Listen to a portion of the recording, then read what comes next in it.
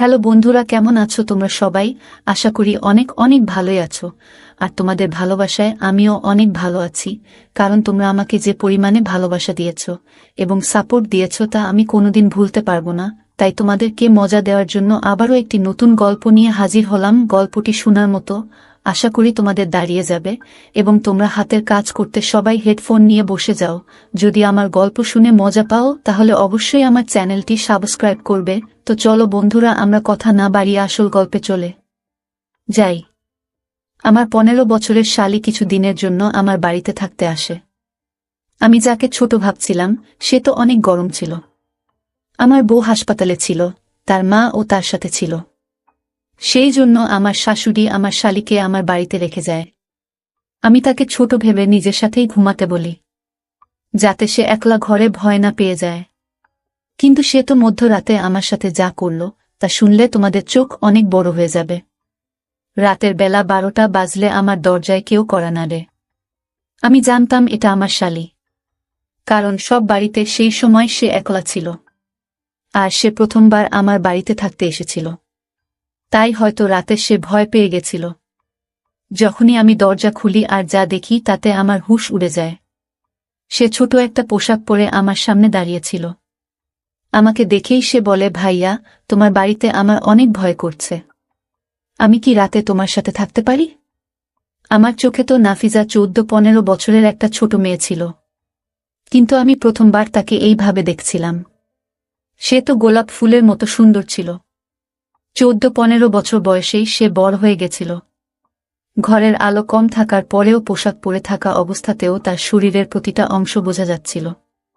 সে আমার বউয়ের ছোট বোন ছিল। এটা ভেবে আমি তার দিক থেকে চোখ সরিয়ে নিই আর তার ঘুমানোর জন্য সোফাতে বালিশ দিয়ে দিই তার জন্য সোফ, এবং নিজে বিছানায় গিয়ে মোবাইল দেখতে থাকি।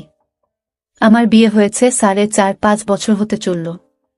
আমার বিয়ের সময় নাফিজা একটা 9-10 বছরের ছোট মেয়ে ছিল। আমি আমার শ্বশুর বাড়িতে অনেক কম যাতায়াত করতাম, সেই জন্য আমি এখনো নাফিজাকে ছোটই ভাবি। কিন্তু আমি কি করে জানব যে সে এখন বড় হয়ে গেছে? আমি মন দিয়ে মোবাইল দেখছিলাম আর নাফিজা সোফাতে শুয়েছিল। রাতে মোবাইলের মধ্যে ও এমন কিছু জিনিস চোখে পড়ছিল যেগুলো দেখে আমি নিজেও গরম হয়ে পড়ছিলাম। আমি রাতে জিজ্ঞাসা করি, কোনো সমস্যা নেই তো? তখন নাফিজা বলে, মিলন ভাই, সোফাটা অনেক ছোট আর আমার পা সোফার বাইরে বেরিয়ে যাচ্ছে, যার তার জন্য আমি ঠিক করে শুতে পারছি না। নাফিজার কথা শুনে আমি বলি, ঠিক আছে, তুমি বিছানায় চলে এসো। আর আমি নিজের বালিশ নিয়ে উঠতে যাচ্ছিলাম, কিন্তু নাফিজা আমার হাত ধরে বসতে যাচ্ছিল। কিন্তু নাফিজা আমার হাত ধরে আটকে দেয় আর বলে, মিলন ভাই, তুমি কি সারা রাত বসে থাকবে? আমার সাথে এখানেই ঘুমিয়ে পড়ো, আমার কোনো অসুবিধা হবে না। আমার জন্য নাফিজার শরীরের দিক থেকে চোখ সরিয়ে কাঁদছিল। আমার চোখটা সরিয়ে রাখাটা ভীষণ মুশকিলের কাজ। অনেক কষ্টে নাদিয়ার কথা শুনে অন্যদিকে ঘুরে শুয়ে পড়ি আর মোবাইল দেখি। আমি বুঝতে পারিনি কখন ও আর আমি ঘুমিয়ে পড়েছিলাম। আমার ঘুমানোর কিছুক্ষণ মাত্র হয়েছিল আর হঠাৎই আমার চোখ খুলে যায় আর আমার শরীরের লোমগুলো শক্ত হয়ে যায়। আমি ভাবতেও পারিনি যে যাকে আমি একটি কম বয়সী মেয়ে মনে করছিলাম সে তো অনেক গরম। প্রতি মুহূর্তে আমার মনে কেমন যেন গরম সৃষ্টি হচ্ছিল। অনেক কষ্ট করে আমি নিজেকে সামলে নিচ্ছিলাম, কিন্তু তারপর নাফিজা আমার সাথে এমন কিছু করল যাতে আমার পায়ের তলার মাটি সরে গেল। আর না চেয়েও আমি তার কথা মেনে নিতে বাধ্য হয়ে গেলাম। আমার আর লিমার বিয়ে হয়েছে 5 বছর হলো। এই 5 বছরের মধ্যে এমন একটাও দিন ছিল না যেই দিন লিমা আমাকে খুশি রাখার চেষ্টা করেনি। সে সবসময় আমাকে খুশি রাখার চেষ্টা করত। আমার আর লিমার প্রথম কলেজে দেখা হয়েছিল। আমাদের ভালোবাসার সম্পর্ক বাড়তে বাড়তে বিয়ে অবধি পৌঁছে যায়। যখন আমি লিমার কথা বাড়িতে জানাই তখন আমার মা এই বলে মানা করে দেয় যে বংশের বাইরের কোনো মেয়ের সাথে বিয়ে দেওয়া সম্ভব নয়।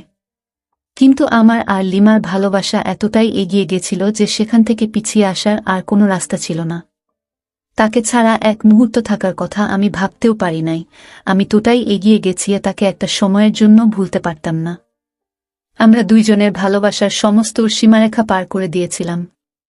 সমস্ত রকম সম্পর্ক আমাদের মধ্যে তৈরি হয়ে গেছিল। কলেজে যাওয়ার পরে আমরা দুইজনে একে অপরের হাত ধরে বাইরে বেরিয়ে যেতাম আর কলেজে পাশে তৈরি হওয়া ছোট ছোট হোটেলে নিজেরা সময় পার করতাম। আমি নিজের মাকে রাজি করার অনেক চেষ্টা করেছিলাম, কিন্তু সে কোনোভাবেই এই বিয়েতে রাজি ছিল না।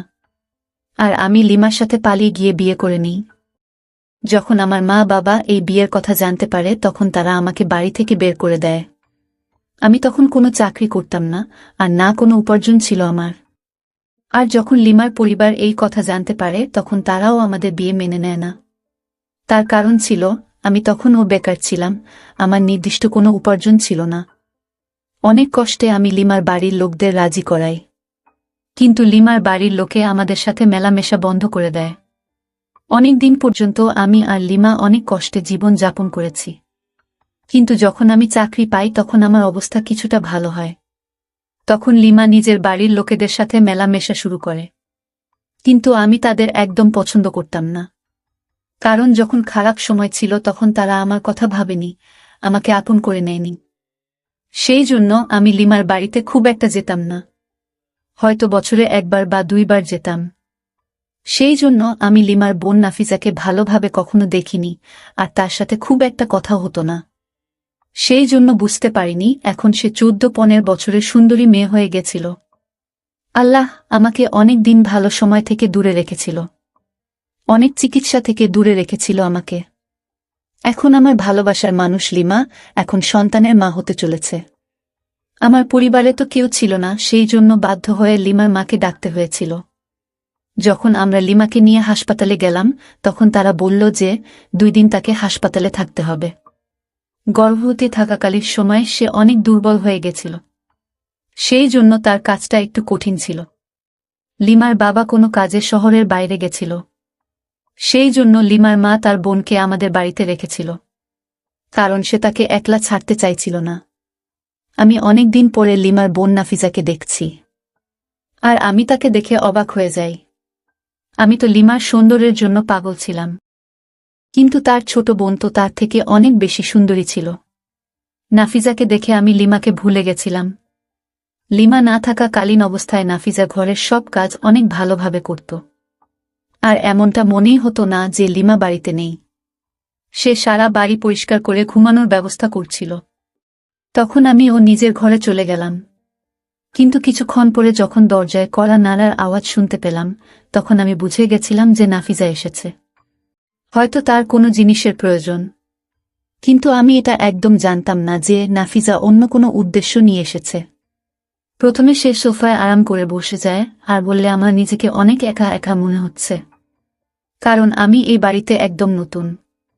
সেই জন্য আমি ভাবলাম যে আপনার ঘরে গিয়ে রাতে থাকব। আমি নাফিজাকে বললাম, যা করেছ ভালো করেছ, তুমি এখানে চলে এসে ভালোই করেছ। এটাকে তুমি নিজের বাড়ি মনে করতে পারো, তুমি এখানে নিজের মতো করে থাকতে পারো। কিন্তু নাফিজাকে এইভাবে পোশাকটি পরতে দেখে আমার চোখ বারবার তার শরীরের দিকে চলে যাচ্ছিল। সে আমার চোখের দিকে তাকিয়ে অনেক শান্তভাবে কথা বলছিল। সে অনেক আস্তে আস্তে আমাকে বলছিল যে সে যখন আমাকে প্রথমবার দেখে তখনই আমাকে তার পছন্দ হয়ে যায়। তখন সে মাত্র 9 বছরের ছিল। সে বলছিল যে আমাকে দেখে তার দিদির পছন্দের প্রশংসা করতে ইচ্ছা করছিল, আর সে অনেক খুশি ছিল এই ভেবে যে তার দিদির ভাগ্য অনেক ভালো। নাফিজা বলতে থাকে সেই দিনের পর থেকে সে আমাকে পছন্দ করতে শুরু করে, আর সে প্রার্থনা করত যে তার জীবনে আসা মানুষটাও যেন আমার মতো হয়। নাফিজা আমার সাথে কথা বলতে বলতে নিজের পোশাকটির ফিতার সাথে খেলতে শুরু করে। সে বলছিল আমার সুন্দর চোখ তার সব সময় মনে করত। সে বলে সে অনেকবার আমার জন্য তার বাবার সাথে ঝগড়াও করেছে, কারণ সে চাইত তার বাবা যাতে আমাকে ক্ষমা করে দেয়, তাকে আপন করে নেয়, কারণ সে আমাকে দ্বিতীয়বার দেখার জন্য পাগল ছিল। আমার সাথে কথা বলতে বলতে সে সোফায় শুয়ে পড়ে, আর আমি অনেক কষ্টে তার দিক থেকে চোখ সরিয়ে মোবাইল দেখতে থাকি। ঘরের পরিবেশ হঠাৎই অনেক বেশি গরম হয়ে যায়। নাফিজা অনেক গরম ছিল, যে আমাকে ভিতর থেকে অনেক গরম করছিল। আমি তো তাকে একটা ছোট মেয়ে ভেবেছিলাম, কিন্তু তার শরীর তো যে কাউকে পাগল করে দেবে। আমার চোখ কিছুক্ষণ পর পরই নাফিজার দিকে চলে যাচ্ছিল। যখন তাকে আমি একটু অস্থির দেখি তখন তাকে জিজ্ঞাসা করি, কি হয়েছে নাফিজা? সে বলে এই সোফাটা অনেক ছোট, তাই আমি এখানে ঠিক করে শুতে পারছি না। এই কথা শুনে আমি তাকে বলি যে তুমি বিছানায় চলে আসতে পারো, আর সোফায় আমি শুয়ে পড়ছি। সে যখন বিছানার দিকে আসতে থাকে বিছানার দিকে আমি বিছানা থেকে উঠে যাই। নাফিজা তখনই আমার হাত ধরে নেয় আর বলে, মিলন ভাই, তোমার চিন্তিত হওয়ার কোনো কারণ নেই, এটা তো তোমার ঘর। আমি বিছানার একদিকে শুয়ে পড়ছি আর অন্যদিকে আপনি শুয়ে পড়ুন। নাফিজার এই কথা শুনে আমি অবাক হয়ে যাই, কিন্তু আমিও আরাম করতে চাইতাম। সারা দিন লিমার জন্য আমি হাসপাতালে অনেক দৌড়াদৌড়ি করেছি, সেই জন্য আমি বিছানার একদিকে শুয়ে পড়লাম আর নিজের মোবাইল দেখতে থাকি। নাফিজা থাকার জন্য গরম সামলে রাখা আমার জন্য ভীষণ মুশকিল হয়ে দাঁড়িয়েছিল। মোবাইল দেখতে দেখতে কখন ঘুমিয়ে পড়েছিলাম বুঝতেই পারিনি আমি। ততক্ষণ আমি আমার চোখ খুলি তখন মনে হয় কেউ আমার শরীরের উপরে হাত রেখে আছে। যখন আমার হুঁশ আসে তখন আমি বুঝতে পারি যে নাফিজা আমার অনেক কাছে শুয়ে আছে আর তার হাত আমার শরীরের উপর আছে। আমার মনের মধ্যে ঝড় উঠে গেল। নাফিজা জেনে বুঝে আমার গরমকে বাড়িয়ে দিচ্ছিল। সে তার কথায় আগেই বলেছিল যে সে আমাকে পছন্দ করে আর রাতের অন্ধকারে সে এইভাবে আমার এত কাছে। এটা দেখে এটা তো প্রমাণিত ছিল যে তার মনে আমার জন্য অনেক কিছু আছে। আমি একটা ছেলে, অনেক চেষ্টা করার পরে ও নাফিজার কাছে যাওয়া থেকে নিজেকে আটকাতে পারিনি আর আমিও তার কাছে চলে যাই। এমন মনে হলো নাফিজা যেন এর জন্যই অপেক্ষা করছিল। নাফিজা যখনই বুঝতে পারে যে আমি তার জন্য অনেক গরম, আমার যখন সমস্ত রকম সম্পর্ক তৈরি হয়ে যায়, দুইজনেরই চাহিদা যখন পূর্ণ হয়ে যায়, তখন নাফিজা নিজের ফোনে আমার কয়েকটা ছবি তোলে। যখন নাফিজা আমার অনেক কাছাকাছি ছিল, আমরা পোশাক ছাড়াই ছিলাম। আমি নাফিজাকে বলি, এই রকমভাবে ফোনে ছবি তোলা উচিত নয়। কিন্তু তখন নাফিজা বলে, যখন আমি তার সাথে থাকব না তখন সে এই ছবিগুলো দেখে নিজেকে সান্ত্বনা দেব। আমি তার এক একটা সৌন্দর্যে পাগল হয়ে গেছিলাম। তার সব সৌন্দর্য আমাকে দিয়ে দিয়েছিল। তার নরম গোলাপের মতো শরীর আমাকে পাগল করে দিয়েছিল। আর আমি এটাও ভুলে গেছিলাম যে আমার বউ হাসপাতালে আছে আর সে যে কোনো আছে, সে আমার সন্তানের জন্ম দিতে পারে। কিন্তু আমি কি করে জানতাম যে এটা আমার সব শেষ হবার শুরু ছিল। যখনই আমি হাসপাতালের জন্য রওনা দিই তখনই নাফিজা আমাকে ডাকে আর আমাকে ধরে আদর দিয়ে বলে, আমাকে কিছু টাকা দাও, আমি বাজারে যাব। নাফিজার কথা শুনে আমি তাকে 1000 টাকার 5টা নোট দিই আর আমার কাছ থেকে টাকা পেয়ে সে অনেক খুশি ছিল।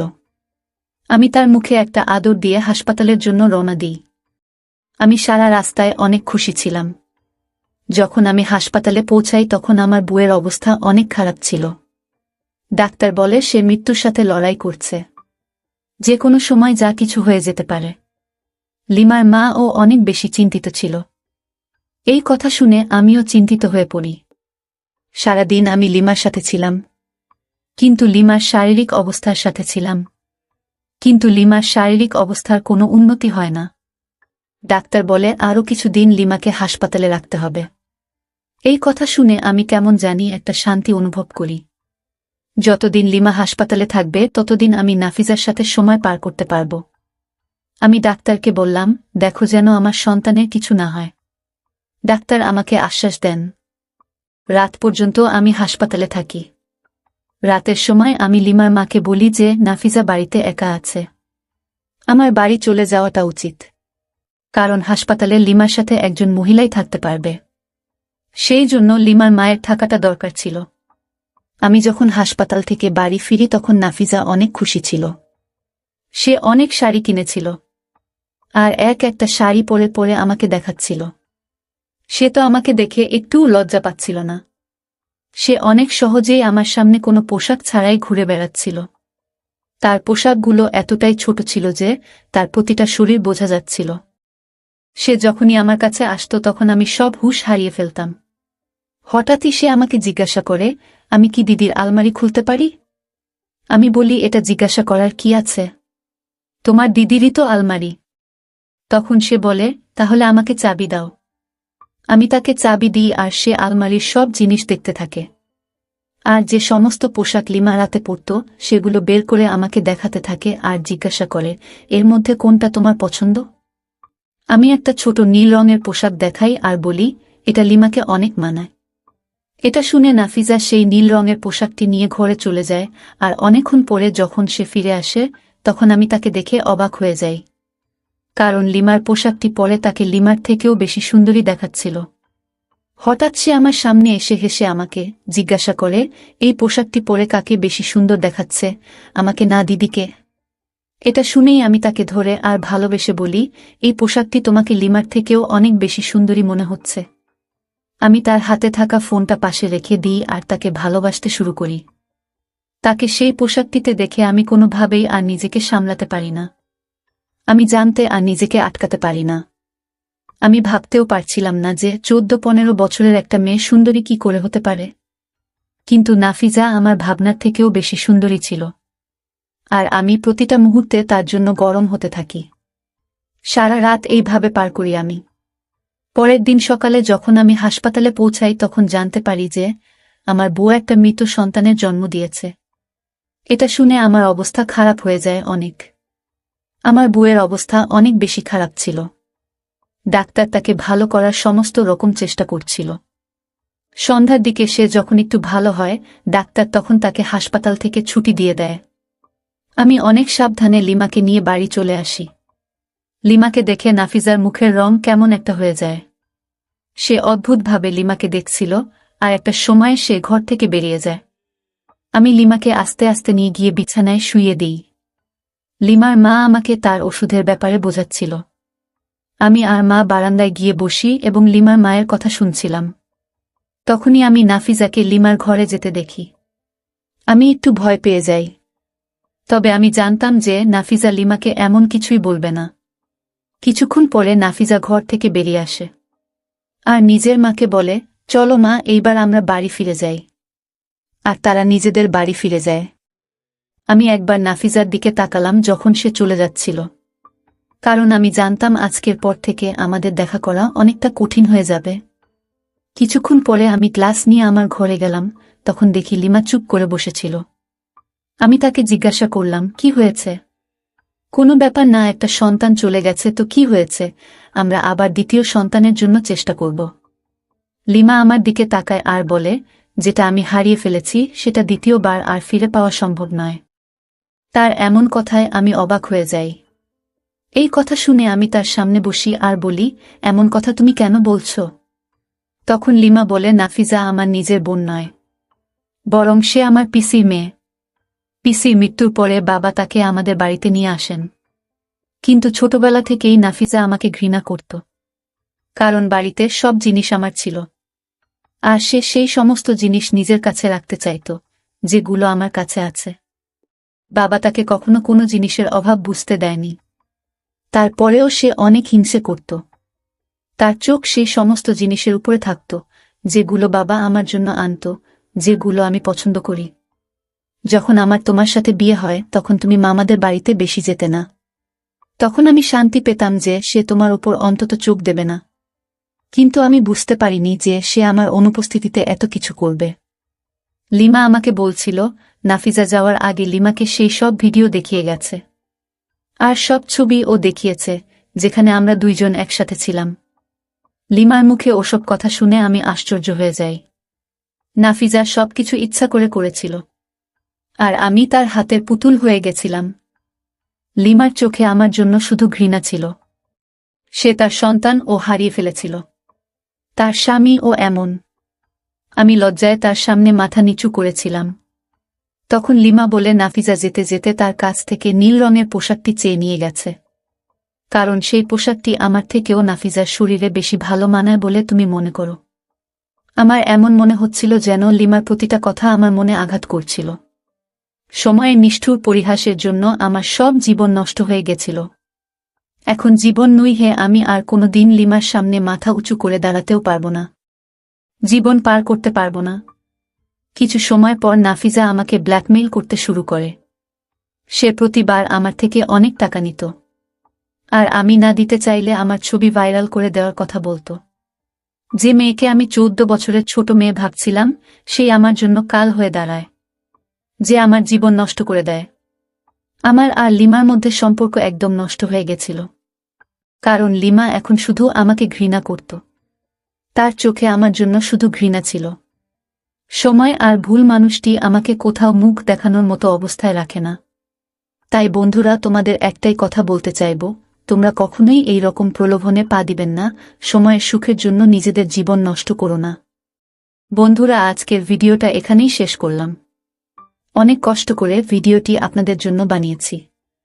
যদি ভিডিওটি আপনাদের ভালো লেগে থাকে তাহলে একটা লাইক করবেন এবং চ্যানেলটি অবশ্যই সাবস্ক্রাইব করবেন। এই আশা ব্যক্ত রেখে আপনাদের কাছ থেকে বিদায় নিচ্ছি আমি। দেখা হবে আগামীকালের নতুন কোনো ভিডিওতে। সে পর্যন্ত সবাই ভালো থাকুন, সুস্থ থাকুন। ধন্যবাদ।